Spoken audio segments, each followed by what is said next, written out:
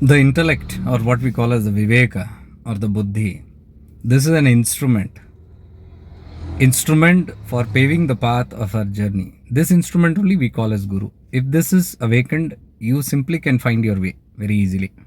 The confused mind, which is lost in this whole delusion of Maya or anything, it's the mind which is caught up there.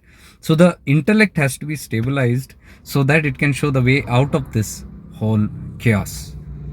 This intellect only is known as the Guru. The grace of this intellect simply means the Paramatman's grace. The grace of God which illumines this intellect in such a manner that now it can show you the way. This doesn't directly happen. It many times, most of the time, needs somebody whose intellect is fully awakened outside, and that only we call as Guru, outer Guru. So that Guru's grace, who sparks our own buddhi and viveka and makes it stable like a flame, the day it is illumined, we are able to find our own way. So from within, the Guru is born. Apodipo Bhava, the light is born. So is that the end of the journey? No. The intellect has to now get filled up. So it gathers, it knows certain wisdom. Not exactly gather, it may gather, but from within also there is this wisdom that's pouring out. So much of wisdom, so much of clarity. But one day, this wisdom also has to be full. The intellect also has to be full. So when the intellect ripens, you call it, it is a state where it is done with even the knowledge, even the wisdom. Now it moves beyond the intellect. And that is where the Anandamaya Kosh is, the I amness. So to go to I amness, even the intellect has to be let go. But the intellect, you cannot give it up until it is convinced. It finds all kind of information. It finds all kind of sources. It wants to be thoroughly convinced and have clarity. So we must cater to its needs. Otherwise it cannot go. It cannot go beyond it.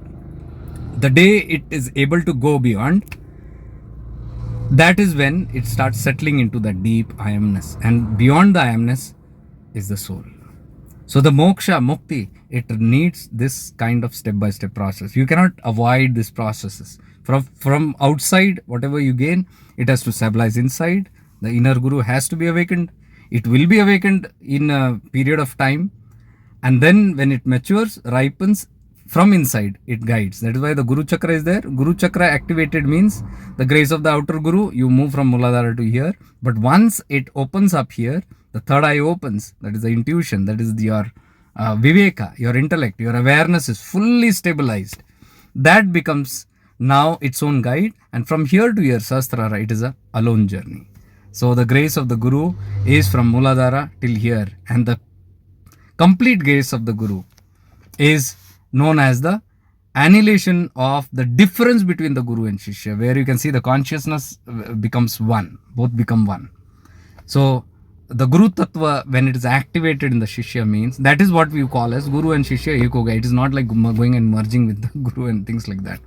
The intellect, you have the mind has merged very well with the intellect, and so the power of that intellect has now illumined the mind completely. No doubts, no fears, full clarity. The Guru Tattva is active in us. That is what the journey is all about. And beyond that also there is a journey beyond the intellect. That is what we are calling it as level 3. So I don't know, it might take months or years to get there or whatever. But we are in this level 2 phase. As I told you, levels are not certifications. There are only 3 levels. Third level makes you into that being. So till then, there are a lot of processes we are going through in the level 2. And one of these are these kind of webinars, which we are having tomorrow also. These are all transitioning us to make that shift, that one perspective to change from the outer to inward, from object to subjective. It might seem very easy.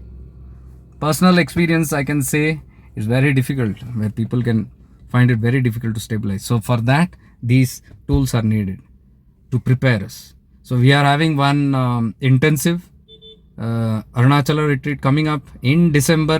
I'm announcing it now only so that you have enough time to prepare to go to that extent where we are able to go beyond the intellect also, Viveka also. So for that, there are many months you can prepare. Whoever is interested, that is the call, inner call. So we don't advertise much and all. 1 or 2 posters I'll put up this, and every month maybe I'll put up one reminder. Whoever is interested can apply for it.